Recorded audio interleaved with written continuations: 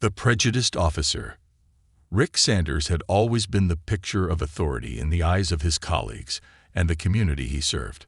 A 6-foot-tall figure with broad shoulders, Rick carried the kind of physical presence that demanded attention. His posture was always erect, the definition of discipline, and his every step seemed calculated. He had been with the police force for over 20 years, and with each passing year, he had come to view his badge as more than just a symbol of law enforcement.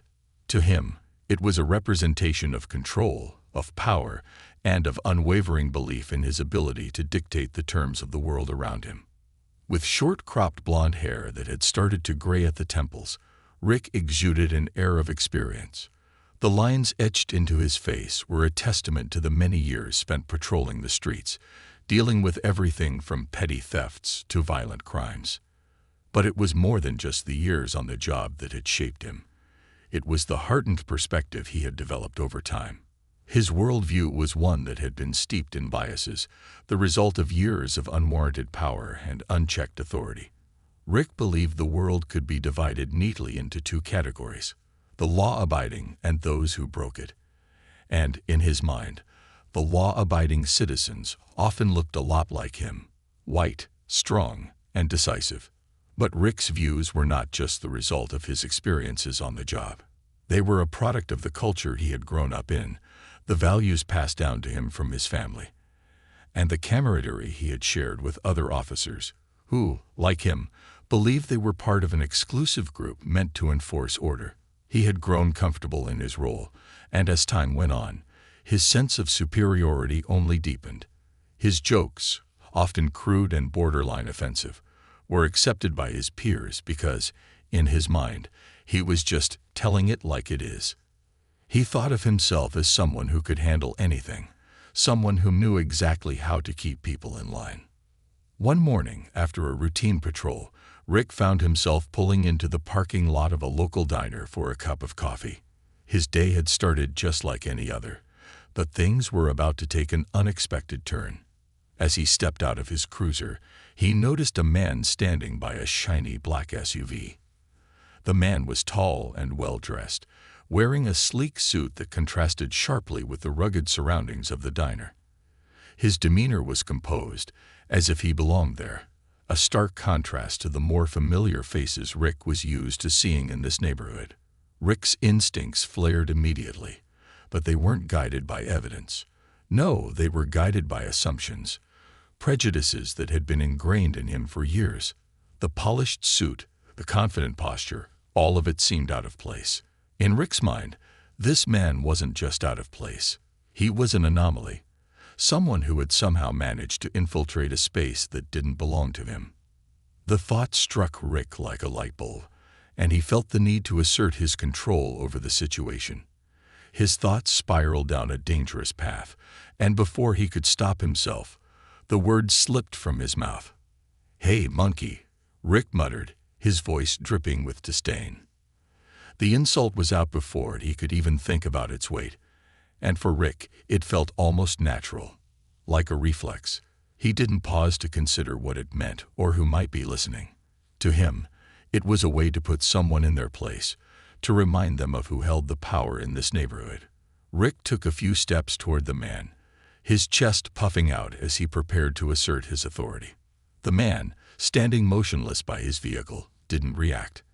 At least, not in the way Rick expected. For a moment, there was silence between them, a tense pause that Rick misinterpreted as hesitation. But the man's eyes locked with his, and in those eyes, Rick saw something he didn't expect: calm, unflinching, and deliberate. It was as if the man saw right through him, saw past the badge and the uniform, and recognized the true nature of who Rick was. Rick stood there for a few more seconds, waiting for a response, for any sign of submission or fear. But the man didn't flinch, didn't budge. He simply nodded, as though accepting the insult for what it was, but his gaze never wavered. Rick could feel the heat rising in his chest, but something in that brief interaction kept him in place. Without another word, the man turned and walked into the diner, his movements smooth and composed. Rick stood there for a moment longer, feeling the weight of his own actions, but the moment quickly passed. He scoffed at himself and shook his head, brushing off the encounter as nothing more than a minor inconvenience.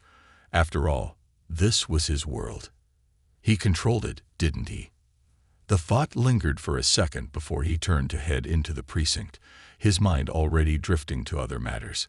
What he didn't know, however, was that his casual racism had just set into motion a chain of events that would not only challenge his beliefs, but force him to confront a truth he could never have anticipated. Later that morning, Rick found himself in the break room of the precinct, recounting the earlier incident to his colleagues with his usual bravado. He laughed as he spoke, recounting how he had put the man in his place. The words flowed easily from his lips, as if he were telling a story that everyone would find amusing. He could feel the eyes of his fellow officers on him, some of them laughing, others exchanging uneasy glances. It didn't matter to Rick. He was in control, and his actions were justified. But then, without warning, the door to the break room flew open with a force that caused everyone to jump. Standing in the doorway was Captain Mills, her expression a mixture of fury and disappointment. She was a no-nonsense leader who had earned the respect of the entire precinct through years of service and a reputation for holding officers accountable. "Sanders, my office."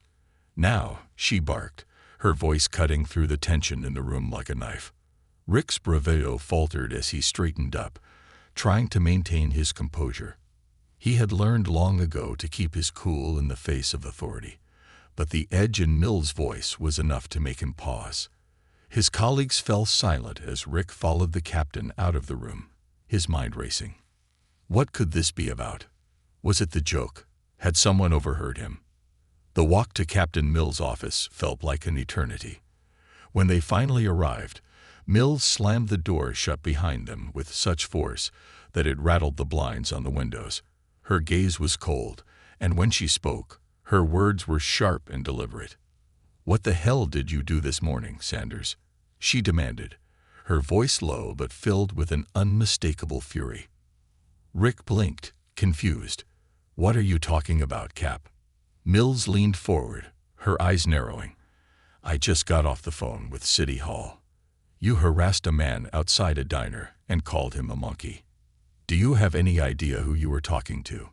Rick's frown deepened as he tried to make sense of what Mills was saying. Some punk in a suit. Who cares? Captain Mills took a deep breath, visibly restraining herself before continuing. "That punk is Marcus Reed, the new chief of police. He's starting tomorrow, Sanders, and he's already called a meeting with the mayor about you." The words hit Rick like a punch to the stomach. His face drained of color, and for the first time in a long while, his cocky demeanor faltered completely. "What? The chief?" he stammered. "Yes," Mills said, her tone biting.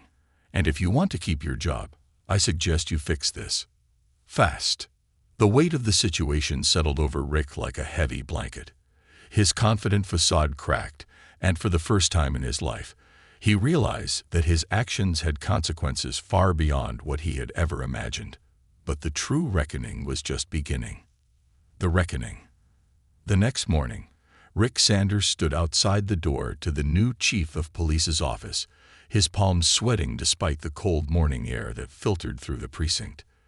The building felt unusually quiet today, as if the usual hum of activity had been replaced by an eerie stillness.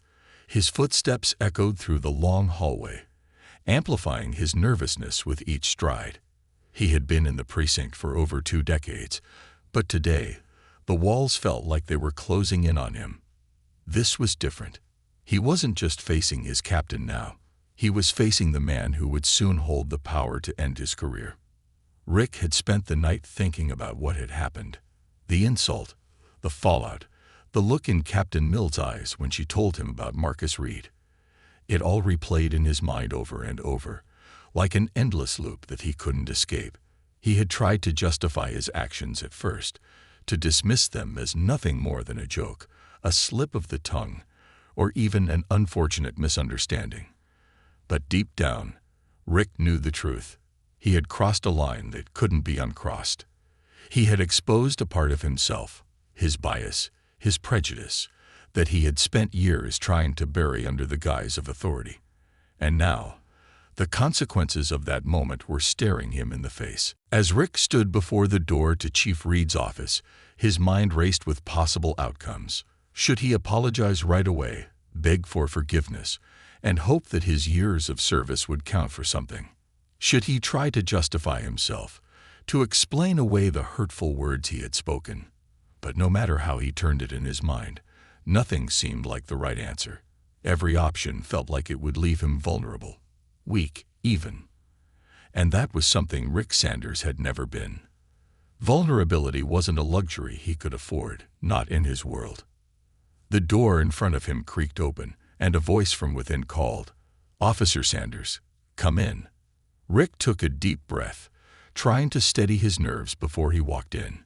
He stepped over the threshold and into the office, which was spacious but not overwhelming, a reflection of the man who now held its title. The office was a blend of professional authority and understated elegance. Wooden bookshelves lined one wall, and a large oak desk sat in the center of the room, its surface gleaming in the soft morning light. But what immediately caught Rick's attention was Marcus Reed himself. Sitting behind the desk, the man exuded an aura of calm that Rick couldn't quite place. There was something about his presence that demanded respect, but it was not the same kind of respect Rick was used to commanding. It was something deeper, more rooted in genuine authority than the posturing that Rick had grown accustomed to.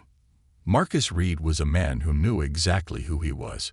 He had a calm, almost serene expression, but there was an undeniable sharpness in his eyes that gave away his intellect and experience. He didn't need to project the kind of power Rick had spent years cultivating. He simply embodied it. His appearance was polished, but not ostentatious. A dark blue suit that fit him perfectly, crisp and professional, but not trying too hard. His black hair was closely cropped, and his expression was unreadable, making it difficult for Rick to gauge what the man was thinking. For all Rick knew, Reed was already sizing him up, evaluating him before he even spoke. "Take a seat, Officer Sanders," Reed said, his voice calm and measured, but there was a firmness to it that Rick couldn't ignore. Rick nodded stiffly and sat down in the chair across from the desk. He tried to keep his posture straight, to maintain the same air of confidence he had always carried with him, but it felt hollow now. It felt like an act, one that he was struggling to keep up. He had no idea what Reed was thinking, but he had a sinking feeling that it wouldn't be long before he found out. The silence between them stretched on, thick and uncomfortable. Reed seemed in no rush to speak, his fingers lightly tapping on the desk in a rhythm that Rick could almost feel in his bones. It was the kind of silence that made Rick question everything he had ever believed in. He had been the one who was always in control, always the one who dictated the terms of an interaction. But now, sitting in this room, with Reed's eyes fixed on him, Rick felt like the one being scrutinized. It was as if Reed could see right through him, to the very core of who he was. Finally, Marcus Reed broke the silence, his voice steady. "I understand you have something you'd like to say to me, Officer Sanders." Rick swallowed hard, the words feeling like they were caught in his throat. This was it, the moment where he had to face the consequences of his actions. But no matter how many times he had rehearsed what to say, he couldn't find the right words. He had no excuse, no way to downplay what he had done. The damage was already done, and no apology could undo it. I'm sorry for what I said yesterday," Rick started, his voice rough and unsure. "It was wrong. It was a mistake. I let my mouth run. And That's not why we're here, Officer Sanders," Reed interrupted, his voice still calm. But there was an edge to it now. "I don't need you to apologize to me. What I need is for you to understand the weight of your words, the harm they caused, and why they matter." Rick's jaw clenched at the abruptness of Reed's interruption, but he bit back the instinct to argue. Instead, he nodded slowly, trying to absorb the gravity of what was being said. Marcus Reed was not just talking about an apology. He was talking about something deeper, something that Rick wasn't sure he had fully considered. He had always thought that being a cop meant that you could get away with saying whatever you wanted, that your badge gave you immunity from the consequences of your actions. But Reed wasn't letting him off the hook. Not by a long shot. "I don't think you understand, Rick," Reed continued, his gaze unwavering. "I'm not interested in hearing that you didn't mean to cause harm, that you didn't realize the impact of your words. The truth is, you hurt someone. And that someone happens to be the new chief of police." He leaned forward slightly, his tone becoming more serious. "But even more than that, you hurt the very community you've sworn to protect." Rick felt a sting in his chest at those words. The community he had sworn to protect. He had always prided himself on being a protector, a guardian of the law. But now, in the face of this conversation, he had to confront the truth. The very people he had always assumed were beneath him were the ones he had failed. He had never seen it that way before, but now, as Reed's words hung in the air, he couldn't deny it. Marcus Reed sat back in his chair, letting the weight of the conversation settle between them. "You see, Rick, people like you and me, we can change. We can evolve. But change only happens when you confront what you've done. When you look at the pain you've caused and acknowledge it. That's where it starts. And only then can you start to make things right." Rick swallowed again, the lump in his throat growing. He wanted to argue, to defend himself, to make excuses. But the words wouldn't come. He had nothing left to say. All he could do was sit there and face the man who had just handed him the mirror he had avoided looking into for so long. The challenge of change. The tension in the room seemed to pulse like an electric current. Every word Reed spoke sending the jolt through Rick's body. He sat there, motionless, his mind racing but unable to form a coherent thought. He had been accused of many things in his life. Arrogance, insensitivity, even stupidity at times, but never had he been forced to confront his own prejudices in such a direct, unyielding way. For the first time in his life, he felt completely exposed. The room, which had seemed imposing just moments ago, now felt suffocating, like a cage that was closing in on him. Rick had spent decades building up the walls of his own little fortress, a place where he could control the narrative, where he could dictate what people saw and how they saw him. But now, sitting across from Marcus Reed, those walls were crumbling before his eyes. Reed wasn't just confronting him with words. He was challenging everything Rick thought he knew about the world, about himself. "You can change, Rick." Reed's voice broke through the fog in Rick's mind. "But it won't be easy, and it won't happen overnight." Rick blinked, trying to focus. His jaw tightened as he tried to digest Reed's words. I don't know how to change," he muttered, the confession slipping out before he could stop it. "I've been this way for so long. I've been this person for so long, I don't know who else I'd be." Reed leaned back in his chair, his gaze steady, but there was a flicker of understanding in his eyes. "No one expects you to be someone else. That's not what change is about. Change is about seeing the world through different eyes.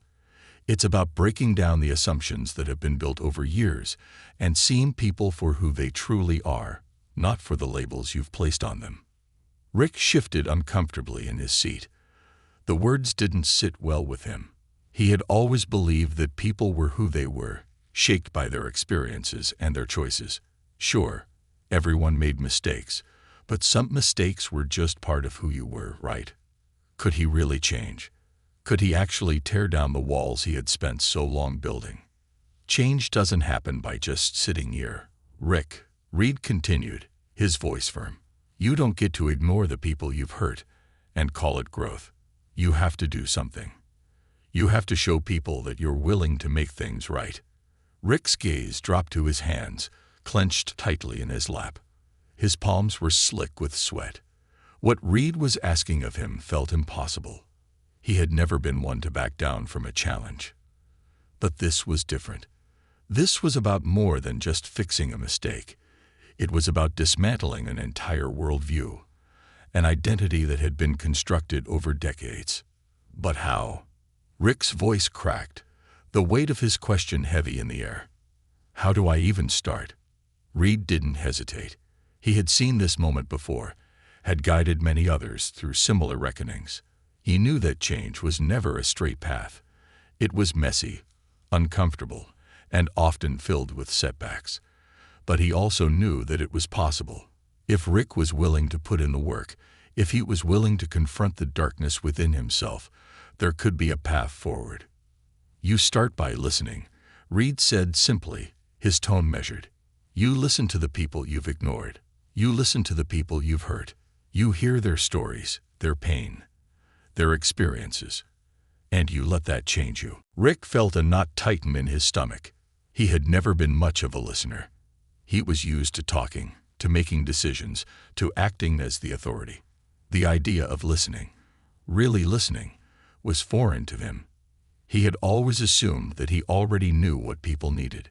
He had never given much thought to what they might need from him. Then you work, Reed continued. You work to undo the damage you've done. You earn back the trust you've lost. You show that your actions align with your words. It won't be easy, but if you're truly willing to change, you'll find a way. Rick didn't respond at first. He was trying to digest what Reed was asking of him, and the enormity of it all felt suffocating. How could he possibly make amends for all the hurt he had caused? How could he erase a lifetime of prejudice, of judgments made without ever stopping to understand? You think it's going to be easy? Reed asked, almost as though reading Rick's mind. You think you can just apologize and everything will go back to normal? That's not how this works. This is about building something new. It's about creating a new version of yourself, one that doesn't rely on old habits and old ways of thinking. But I'm not going to lie to you. It's going to be hard. It's going to take time. Rick stared at Reed, his mind still swirling. He wasn't sure if he was ready for this. He wasn't sure if he could change. But somewhere, deep inside him, a flicker of something stirred. Maybe it was shame. Maybe it was fear. Or maybe it was something else. A realization that, despite the pain and the uncertainty, he had no other choice. He couldn't continue down the path he had been on. Not anymore. There had to be a better way. You'll start with small steps, Reed continued, sensing Rick's hesitation. Start by examining your own biases. Start by speaking to the people who have been impacted by your actions. Seek them out. Don't wait for them to come to you. Rick's chest tightened at the thought of facing the people he had wronged, the very people he had once dismissed or belittled. He wasn't sure he could do it. He wasn't sure they would even want to hear what he had to say. Reed leaned forward, his eyes locking onto Rick's. You won't be able to undo the harm you've caused overnight, but you can start the journey. And that's what matters. The journey is the only way forward. You either stay the same, or you begin the work to change. The choice is yours. Rick's heart raced, and for the first time in a long while, he felt something that wasn't arrogance or confidence. He felt small. He felt the weight of his past actions pressing down on him like a boulder, and he realized that he couldn't keep running from them. It was time to face the truth. But even as he felt the heaviness of what Reed was asking of him, something else began to stir in him, a quiet resolve. Maybe he didn't have all the answers. Maybe he wasn't sure how to change, how to begin making amends. But he knew one thing. He couldn't stay the same. He couldn't keep pretending that everything was fine when he knew, deep down, that he had hurt people. He had failed as a police officer, and worse yet, he had failed as a human being. Okay, Rick said, his voice quieter now but more certain. I'll do it. I'll try. I don't know where to start, but I'll start. I'll listen. Reed gave him a small nod, the ghost of a smile tugging at the corners of his lips. That's the first step, Rick. You've made the right choice. As Rick stood up to leave the office, he felt a mixture of uncertainty and determination. The road ahead wouldn't be easy, and he didn't know if he was even capable of changing. But as he walked out of Reed's office and into the uncertain future that awaited him, he knew one thing for sure. He was no longer the man who had walked in that morning. and that, in itself, was a step toward redemption. The path to redemption. The days that followed were a blur for Rick Sanders. The shock of his encounter with Marcus Reed hadn't worn off, but the weight of his words, the challenge Reed had issued to him, continued to hang heavy in his mind. Rick was used to thinking of himself as a man in control, the one who had the power to steer his own life and the lives of others. But now, every decision he made felt like it was being made under the watchful eye of his own conscience, a conscience that had, for years, been ignored and buried beneath a thick shell of authority. Rick had been forced to confront his own flaws, his own ignorance, and it was a feeling he had never been comfortable with. He had always prided himself on being tough, decisive, and unshakable. But now, as he walked through the precinct halls, he felt a sense of disorientation. It was as though the ground beneath him had shifted, and he no longer knew where he stood. The first thing Marcus Reed had asked him to do was listen, to truly listen to the people he had wronged. Rick had bristled at that idea at first. How could he possibly sit down and listen to the voices of those he had insulted, belittled, and even dismissed over the years? The thought of facing the people he had hurt filled him with anxiety and dread. He had spent so much of his life shutting others out, assuming that he knew better, that listening seemed like an insurmountable task. But Rick had made a decision. He was going to try. He couldn't promise that it would be easy, or that it would work. But the idea of change, the possibility of redemption, was something he couldn't ignore. Rick's first step came quietly, in a way he hadn't anticipated. It was a Saturday morning when he made his way to the community center just a few blocks from the precinct. He had heard about the center from a few of his colleagues, a place where neighborhood residents gathered to discuss issues, to build relationships, and to support one another. It wasn't the kind of place Rick had ever been drawn to, but that was exactly why he needed to go. He needed to understand what was happening in the community from a perspective other than his own. When he arrived, he was surprised to find that the center wasn't just filled with the usual crowd of locals. There were also officers from the force who volunteered their time, speaking with people, helping to mediate disputes, and working to build trust between the police and the community. It was a far cry from the usual tense interactions Rick was used to. He had always thought of the community as a place of chaos, a place to be managed and controlled. But here, in this space, he saw something entirely different, a sense of connection, a shared commitment to improving the neighborhood from the ground up. He wandered around the room, observing quietly, unsure of how to approach anyone. There was a table set up in the back where people were signing up for different community programs, youth outreach, after-school tutoring, addiction recovery support. As Rick stood there, a woman walked up to the table, smiling warmly at the volunteer who was handing out flyers. She looked familiar to Rick. He'd seen her before in passing, but he couldn't remember her name. "Can I help you with anything?" the volunteer asked, her tone friendly but professional. Rick hesitated, then cleared his throat. "Actually, yeah. I was hoping to speak with someone about how I can help." The volunteer's smile faltered for just a moment, as if she wasn't sure if Rick was serious. But then, seeing something in his eyes, she nodded. "Of course. We always welcome help. What exactly are you looking to get involved in?" Rick swallowed hard. This wasn't what he had planned. He had expected to observe from the sidelines, to simply listen. But now, with the opportunity in front of him, he realized he needed to do more. He needed to show that he was serious about making a change, even if it meant stepping outside of his comfort zone. I don't really know yet," he admitted. "I've been on the force for a long time. I've made a lot of mistakes, and I want to start making things right. I want to be part of the solution." The volunteer looked at him carefully, as if weighing his sincerity. After a long pause, she nodded. "All right. Well, we could use some help with the youth mentorship program. We have a lot of young people in the community who don't always have the best role models. Maybe you could help there." Rick nodded, a mixture of anxiety and hope swelling in his chest. "I'll do it." The next few weeks passed in a blur of meetings, awkward conversations, and moments of self-doubt. Rick had never felt so out of place in his life. The youth mentorship program was nothing like the streets he had patrolled for years. He had always viewed the young people in the neighborhood with suspicion, assuming they were nothing more than troublemakers or potential criminals.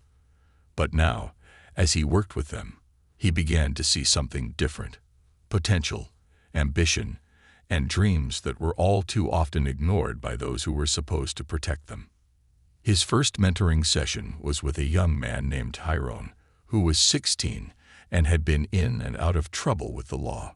Rick had heard Tyrone's name before, as a troublemaker who had caused more than his fair share of headaches for the department. But when they sat down together, Rick saw something he hadn't expected.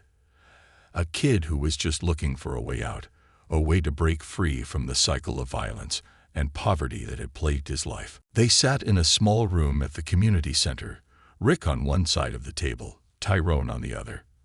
At first, Tyrone didn't say much. He slouched in his chair, avoiding eye contact and tapping his foot nervously. But Rick didn't push him. Instead, he waited. He knew that building trust couldn't happen overnight, and that the old, authoritative Rick Sanders had no place in this room. "You ever thought about what you want to do when you're older?" Rick asked casually, trying to break the ice. Tyrone shrugged, still not looking at Rick. "Not really. Just trying to make it through the day, you know." Rick nodded, recognizing the truth in Tyrone's words. He had been like that once too, focused on surviving rather than thriving, keeping his head down and doing what he thought he had to do. "You know," Rick said, his voice softening, "there's more to life than just getting by. You ever thought about a career? Maybe something like law enforcement?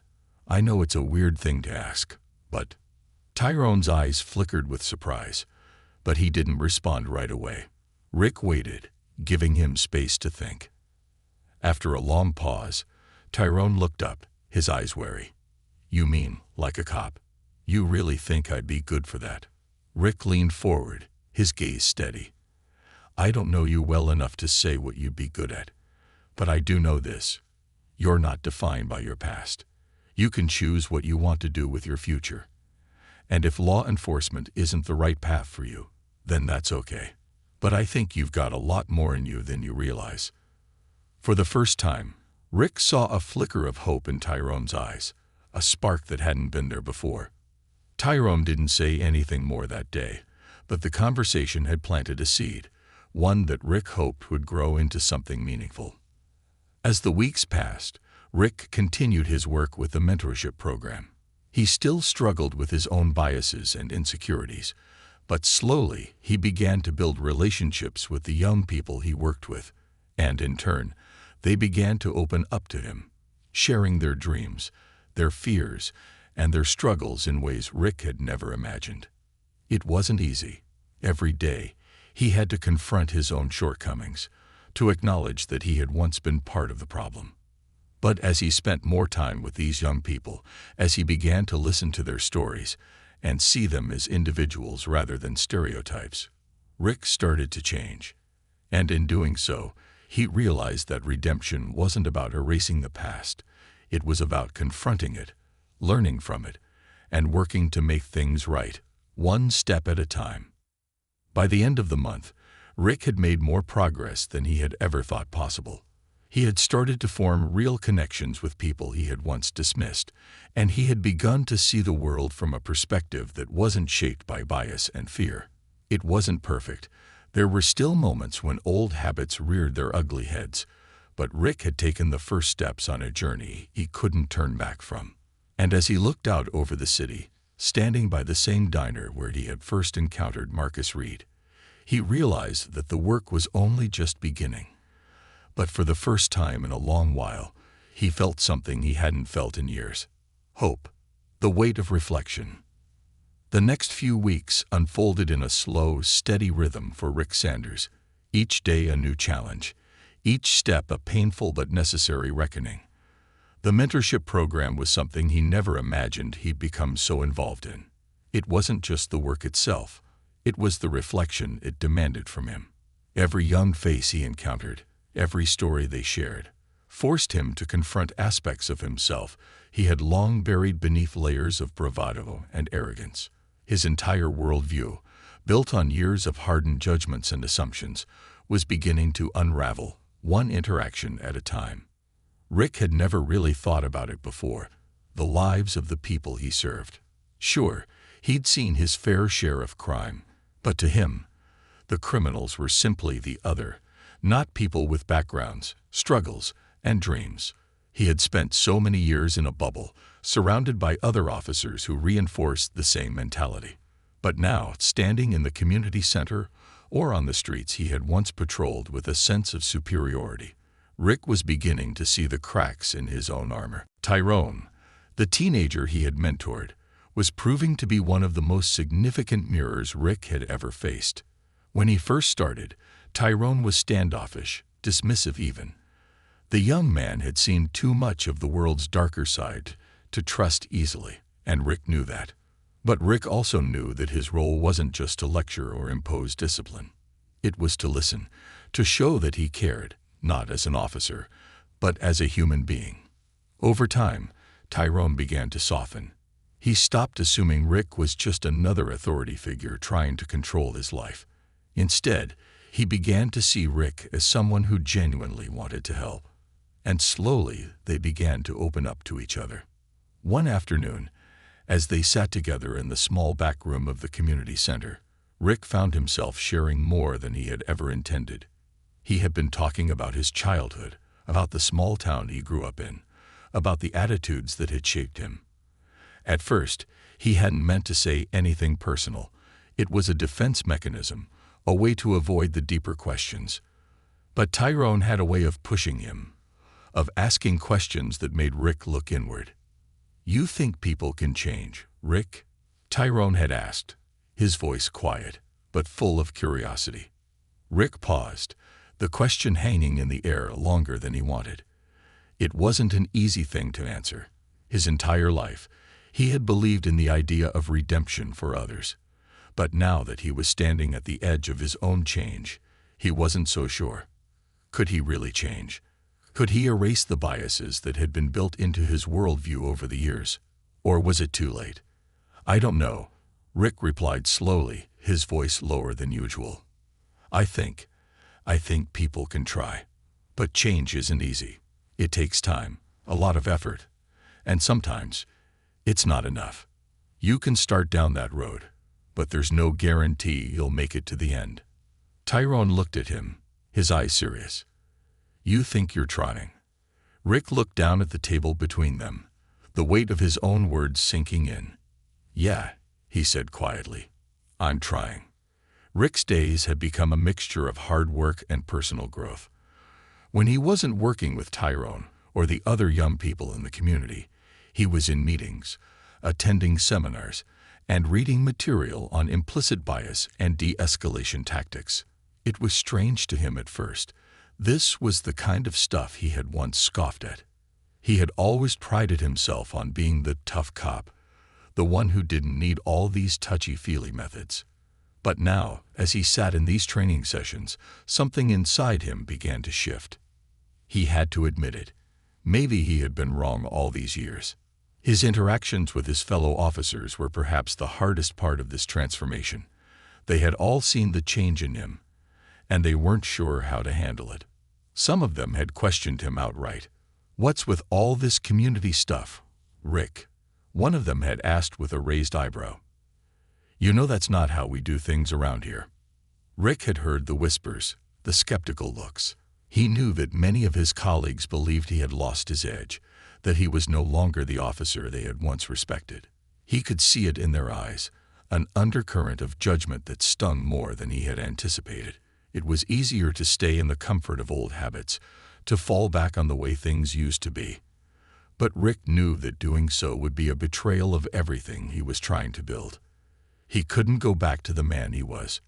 Not after seeing what he had seen. Not after hearing the stories of the people who had lived in the shadows he had once ignored. One afternoon, Rick found himself standing outside the precinct, staring out at the streets that had once felt like a battlefield to him. He hadn't been out on patrol in weeks.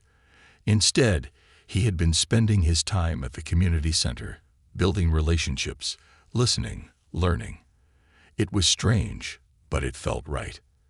As he stood there, deep in thought, a voice called out to him, "Rick." He turned to see Captain Mills walking toward him. She was the one person who had seemed unimpressed by his recent transformation. She had been supportive, yes, but there was always that hard edge to her demeanor, that air of skepticism. She had seen Rick at his worst, and perhaps in her eyes, this whole community work phase was just a fleeting moment, a phase he would eventually grow out of. "You're looking lost in thought," she said with a smirk, her arms crossed over her chest. Rick chuckled, though it lacked the usual bravado.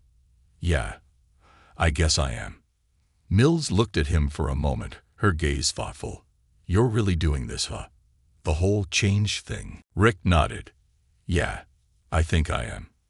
She studied him carefully, her brow furrowing as she processed his words. "Do you really think it'll stick, Sanders?" Her voice was softer now, as if she was trying to gauge his sincerity. Rick hesitated. "I don't know if I can ever fully change, but I can try. And that's the only thing I've got right now." Mills seemed to consider this, her eyes narrowing as if weighing his answer. After a long pause, she sighed, shaking her head. "Well, it's your life, Rick. But don't expect everyone to just fall in line with this new version of you. Not everyone's gonna be happy with it." Rick nodded, understanding her words, even if they stung. He had come to terms with the fact that not everyone would accept this change.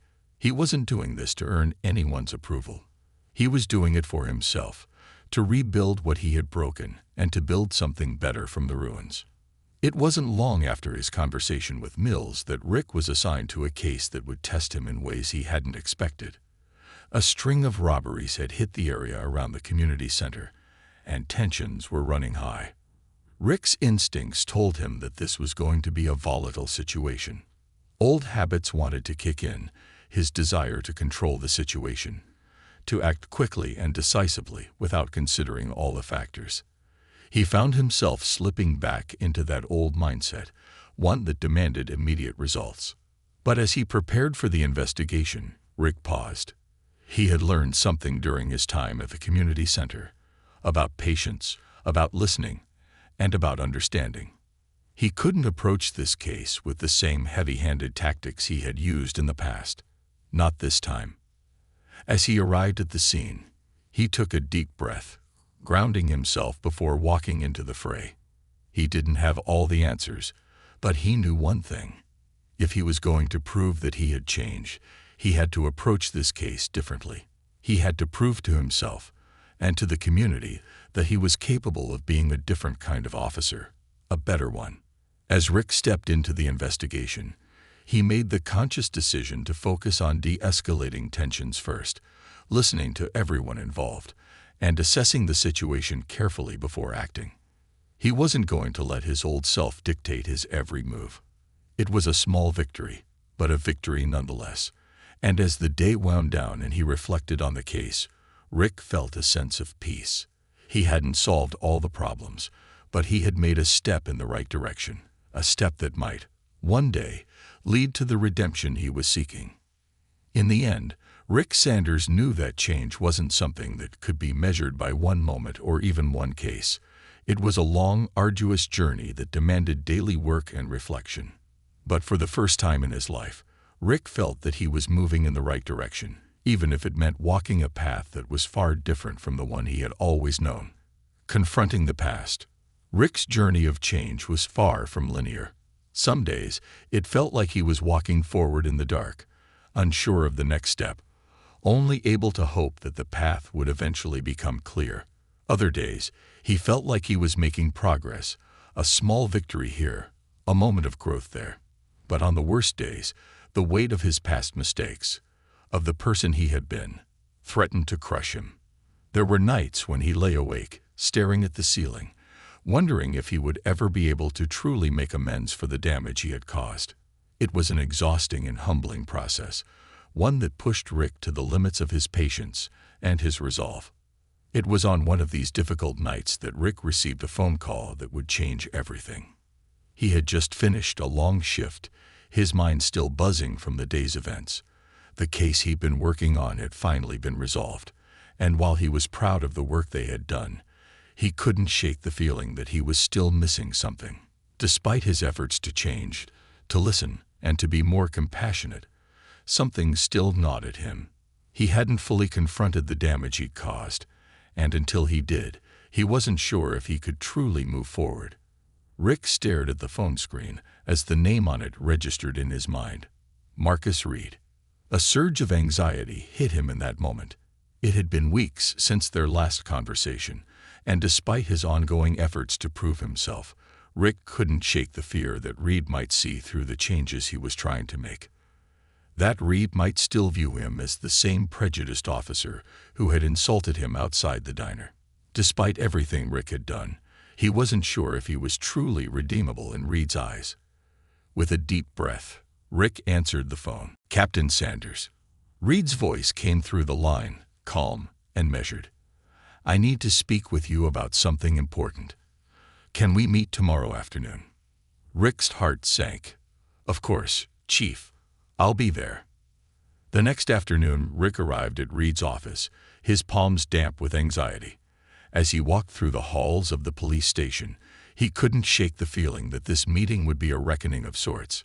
He had been doing his best to walk the path of redemption, but there was still a lingering sense of doubt.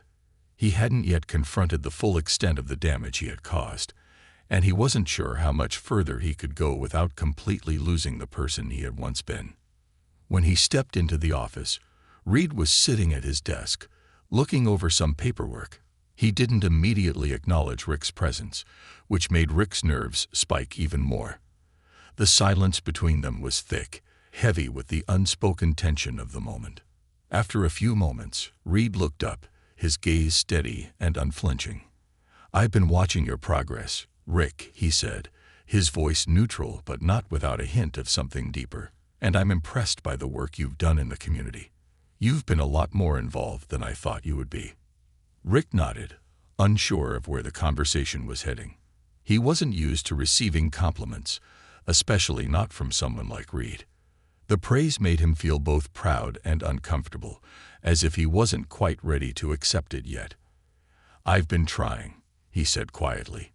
It's not easy, but it's the right thing to do. Reed leaned forward in his chair, folding his hands together. I believe you, but I also know that change is a long, difficult road. It's one thing to make an effort. It's another thing entirely to change the way you see the world, especially after so many years of holding certain beliefs. I've seen you try, Rick, but you still have some things you need to face. Rick's stomach tightened. He could feel the weight of Reed's words settling over him. A reminder that while he had made progress, there was still work to be done. He hadn't fully confronted the pain he had caused others, nor had he faced the full truth of his own biases. He had thought he could just keep moving forward. But Reed was right. There were still shadows in his past that needed to be addressed. What do you mean? Rick asked, his voice tight with uncertainty. Reed's gaze softened slightly, but his tone remained firm. I'm talking about the people you hurt, Rick. The people you have yet to apologize to. I know you've been working with the community, trying to make amends, but I don't think you've fully grasped the damage your words and actions have done, not just to individuals but to the entire department. You've been given a second chance, but you can't just brush everything under the rug. You have to look at the full picture. Rick swallowed hard. He hadn't been ready for this. He had thought that by working with Tyrone and the other young people, by getting involved in community programs, he could somehow make things right. But Reed was right. He hadn't truly confronted the people he had wronged, his colleagues, the victims of his prejudice, and most importantly, himself. Reed stood up from his desk and walked over to the window, his back to Rick. You have to take responsibility for what you've done, Rick. It's not just about changing your behavior. It's about recognizing the hurt you've caused and owning up to it. Only then will you be able to truly move forward. The silence in the room was heavy, And for the first time in a long while, Rick felt like he was standing at the edge of something much larger than himself. It wasn't just about him anymore. It was about the people he had affected, the lives he had altered with his words and actions. It was about repairing the trust that had been broken. And it was about facing the full extent of his own flaws. I don't know where to start," Rick admitted, his voice thick with emotion. Reed turned around, looking at him with a quiet intensity. "You start by apologizing to the people you've wronged, and not just with words, but with actions. You've done good work, Rick, but it's not enough. Not until you can look those people in the eye and acknowledge what you've done." Rick nodded, feeling the weight of Reed's words settle in his chest. This wasn't going to be easy. It wasn't going to be simple. But for the first time, he understood what he needed to do. He needed to confront the people he had hurt head-on. He needed to face the past he had spent so long running from. That evening, Rick made the decision. He would go to the precinct the next day, face the officers he had once worked with, and make a public apology. He wasn't sure how they would respond, or if they would even accept it. But he had to try. He owed it to them, and he owed it to himself. When he arrived the next morning, the precinct was as busy as ever. Officers were coming and going, phones ringing, and the usual hustle of police work continued without a second thought for what Rick was about to do.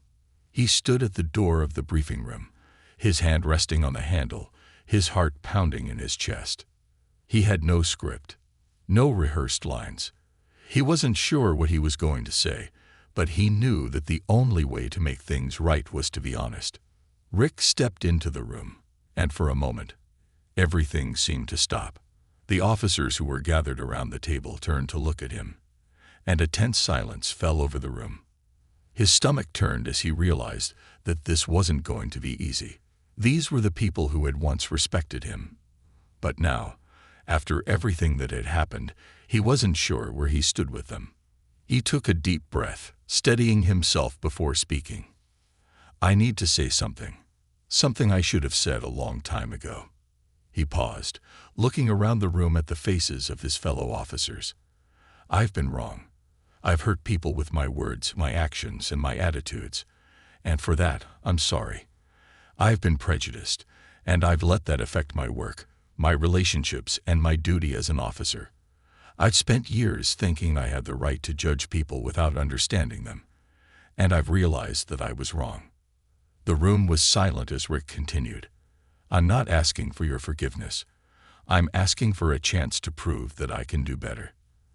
That I will do better.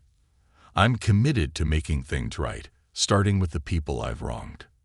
When he finished, there was a long pause, and Rick could feel the weight of the moment pressing down on him. But then, one by one, the officers began to nod, and a few even offered quiet words of encouragement. It wasn't a perfect resolution, but it was a step toward healing, a step toward redemption. As Rick stood there, facing the consequences of his past actions, he realized something he hadn't fully understood before.